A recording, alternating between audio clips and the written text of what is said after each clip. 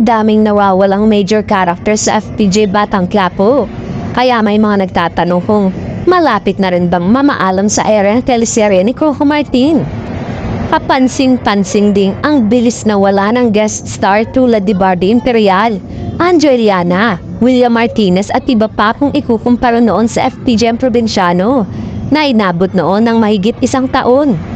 Mas titindi pa ang pasabog ng Batang Quiapo sa latest episode na napanood nitong Lunes, sabay sa pagdiriwang ng ika-100 na linggo at simula na rin sa pagdiriwang ng ika-2 anibersaryo ng Kapamilya teleserye ay nagkaroon na ng bakbakan sa pagitan ni Tanggol at sa grupo ni Irma.